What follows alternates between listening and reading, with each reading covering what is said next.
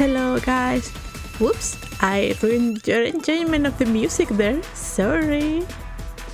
Happy Lantern Rite and Happy Lunar New Year! This default design is, as Ganyu would say, long overdue.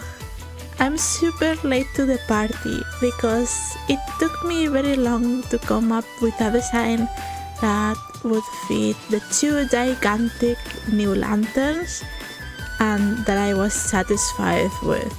I wanted to use all the new furnishings from the Lantern Rite event, and I tried my best to make them all fit organically, even though I could not fit one of the new lion doll thingies because they consume a lot of load. I could only fit one of them. So like usual, it's a Liyue style town, this time adorned with lanterns of all kinds.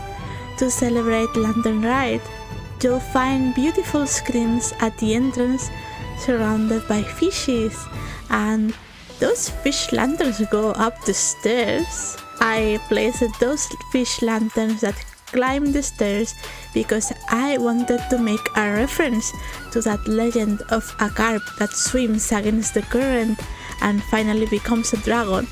I thought it would be fitting since 2024 is the year of the dragon, and it also reminds me of Magikarp from Pokemon. Of course, a Lantern Rite design could not be complete without fireworks, so I made sure to fit a fireworks shop and also a kite shop because this year's celebration was all about kites.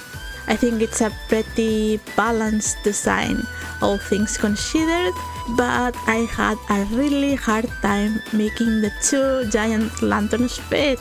Building around them was a giant challenge for me, and as a result, I ended up using the floating glitch to place the lion at the very top of the tallest building because I ran out of ideas. Call me cheap if you want, but it was my best take. Those two lanterns are roughly the same size, so they steal each other's spotlight if they are at the same height. So in the end, I thought a little bit of a height difference was going to be the solution. I don't know if it really had the effect that I wanted, but I sure hope so. And I also hope you had a fantastic Lunar New Year if you celebrated. I'm really sorry that the video is arriving so late, but I wanted to make sure I could release the design in the two servers that I have accounts in the Europe server and the Asia server. So yeah, I had to do double the amount of farming. I hope even if it's delayed, it makes you happy. I have a friend from Hong Kong who is very dear to me, and he talked to me about the celebrations of the Lunar New Year. So while I do not celebrate the Lunar New Year myself because, you know, I live in Spain, it made me very happy to learn about the decorations and all the kinds of sweets that can be enjoyed during the season.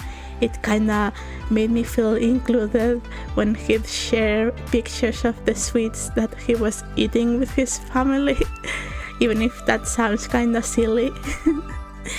But yeah, I think this year's Lantern Rite story was not everyone's favorite. I've seen a lot of criticism online, but I really enjoyed it.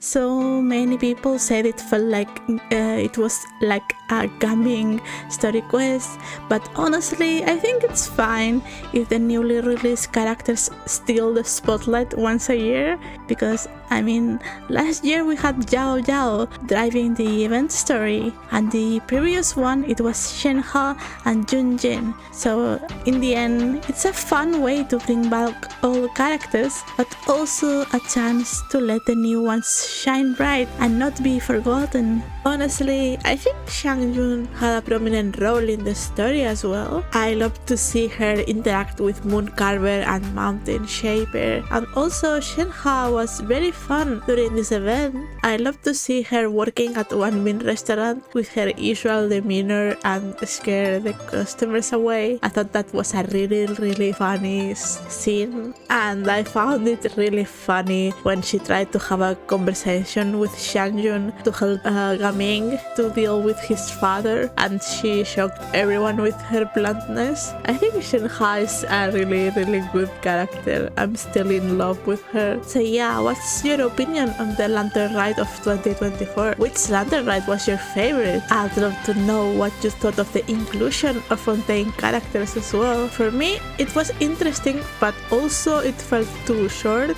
We didn't really see them meet many characters from Liyue, and I felt the intentions were good. I feel like the message was that Lantern Rite is for everyone and you don't have to be a local to enjoy it, but they didn't have really much time to make the section with the Fontaine characters meaningful, and I think if they made them meet more characters than Zhongli and Hu Tao, it would have had a better effect.